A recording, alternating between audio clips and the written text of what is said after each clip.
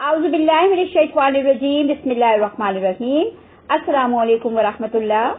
Today we will continue thirst, and thirst is an extract that has been taken from Mohammad Asad's book Road to Mecca, and this is part 1C. Up till now we have studied that Zaid and Mohammad Asad were traveling in the desert, going to Tama to visit the wells there, and on the way Zaid sprained his foot. The next day, they found out early in the morning that one of their camel was gone. And Asad had to search for it because Zaid could not even walk. When the storm finally subsides, that it becomes less intense, I shake myself free of the sand that has been heaped around me. My dromedary is half buried in it, but none the worse for an experience that must have befallen it many times. So the dromedary is used to of this calamity of dust storm. The storm itself, it would seem at first glance, has not done us any damage apart from filling my mouth, ears and nostrils with sand and blowing away the sheepskin from my saddle, but soon I discover my error. So in the beginning, initially, he thought that the storm has not done them any damage. But then he realizes that all the dunes around him have changed their outlines. And the tracks that were made by the missing camel, they have been blown away.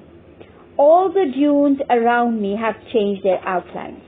My own tracks and those of the missing camel have been blown away. I'm standing on a new ground.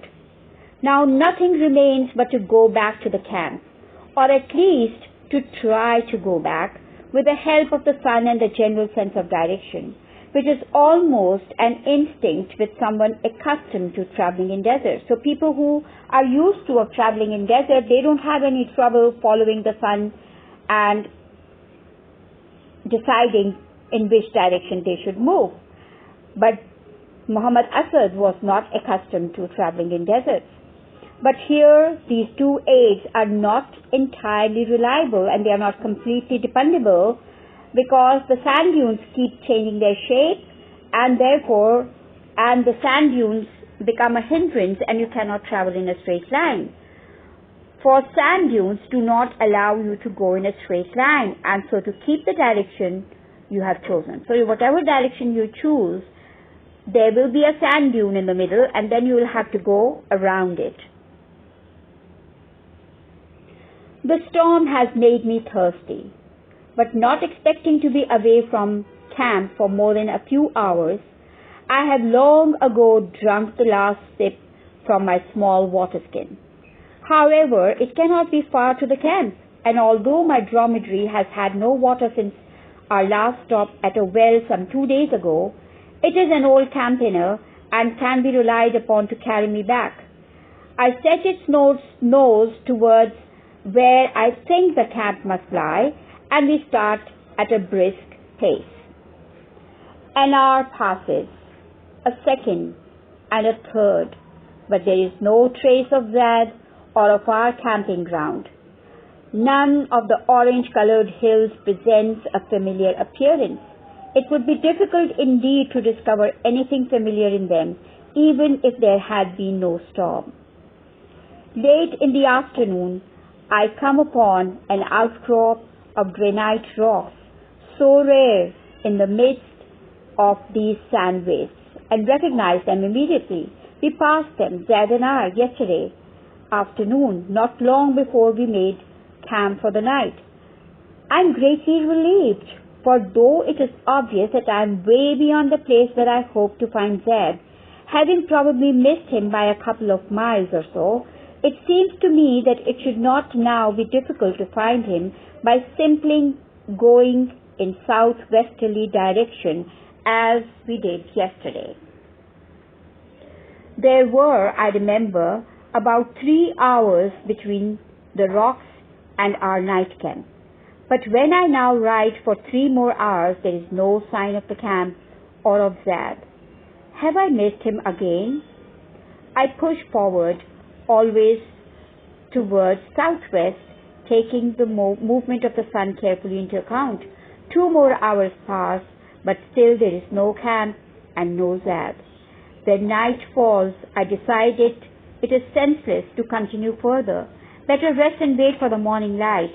I dismount, hobble the dromedary, try to eat some dates, but am too thirsty, and so I give them to the camel and lie down with my head against its body. It is a fitful doze. It's not a comfortable sleep. It is not regular. It's unsteady, into which I fall, not quite asleep and not quite waking, but a succession of dream states. So he's constantly dreaming. He dreams and then he wakes up, and then he dreams and then he wakes up. There is one after the other. He's dreaming and he's waking up. But a succession of dream states brought about by fatigue, broken by thirst, that has gradually become distressing. Now his thirst is becoming stronger and stronger, and it's becoming upsetting for him. And somewhere in those depths which one does not want to uncover to oneself, there is that grey, squirming mollusk of fear. So there is a wriggling worm of fear inside him. What will happen to me if I do not find my way back to Zed and to our water skins? For as far as I know, there is no water and no settlement for many days' journey in all directions. At dawn, I start again. During the night, I calculated that I must have gone too far to the south, and that therefore Zad's camp ought to be somewhere northeast of the place where I spent the night. And so towards northeast we go, thirsty and tired and hungry, always threading our way in wavy lines from valley to valley, circumventing sand hills, now to the right, now to the left. So because the sand hills come in the middle, you cannot walk in a straight line. So therefore they had to go around these obstacles. At noon we rest. My tongue sticks to the roof of my mouth and feels like old cracked leather. The throat is sore and the eyes inflamed. So his eyes had become red and swollen. Pressed to the camel's belly with my abaya drawn over my head, I try to sleep for a while, but cannot. The afternoon sees us again on the march, this time in a more easterly direction, for by now I know that we have gone too far west, but still there is no Zad and no camp. Another night comes. Thirst has grown to be torment. Now it has become severe suffering for him. And the desire for water, the overpowering thought in a mind that can no longer hold orderly thoughts. So the thirst had captured his thinking, and he could not think straight. But as soon as dawn lightens the sky, I ride on. Through the morning, through the noonday, into the afternoon of another day, sand dunes and heat, dunes behind dunes and no end. Or is this perhaps the end of all my roads, of all my seeking and finding, of my coming to the people among whom I would never again be a stranger?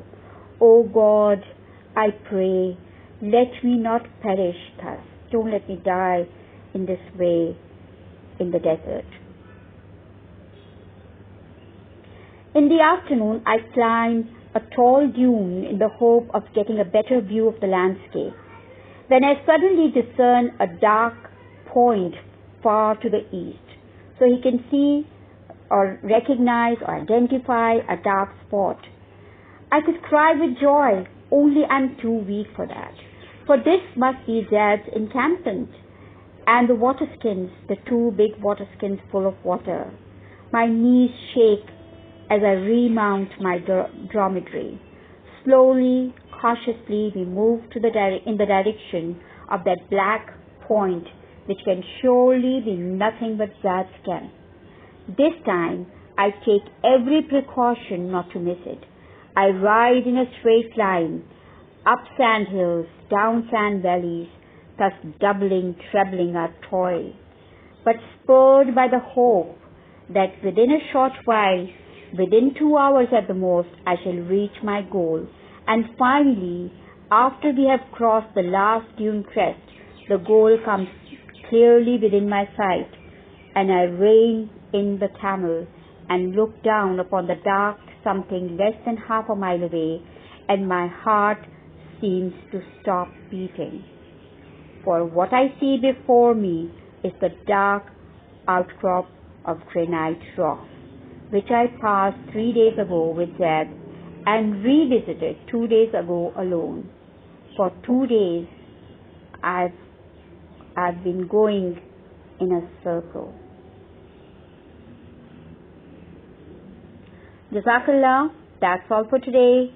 See you next time. Allah Hafiz.